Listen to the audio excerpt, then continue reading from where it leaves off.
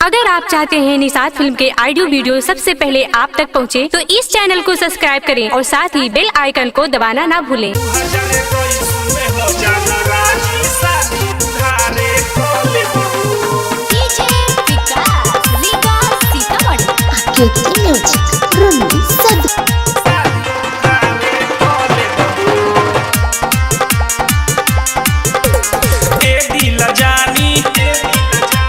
देखी तोर जवानी बारू गदराइल हमर मन कैसे मानी।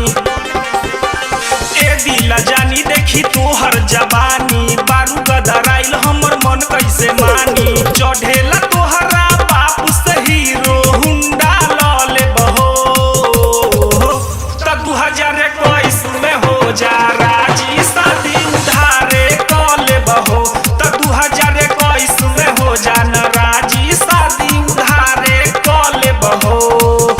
2021 में हो जान राजी शादी उधारे कले बहो।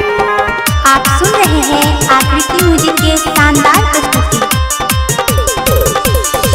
धुआं जानी के तोर टमाटर जैसन गाल ह दौलत जोबन देखी तोर मनमा बेहाल ह मनमा बेहाल धुआं जानी के तोर टमाटर जैसन गाल ह दौलत जोबन देखी तोर मनमा बेहाल ह।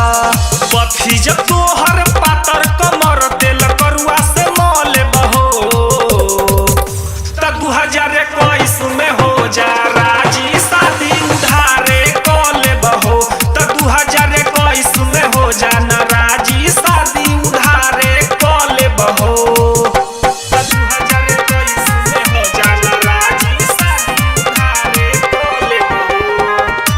मिक्स बाय सुजीत मासूम।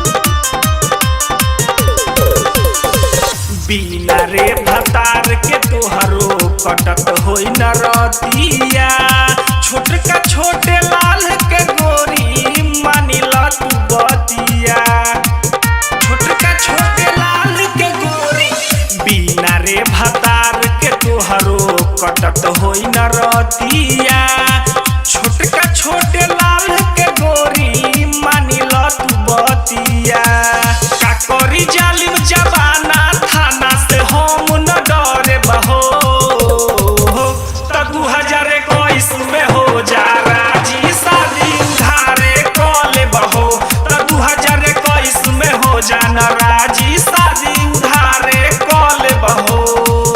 काल्हे पंडित जी के लावत है।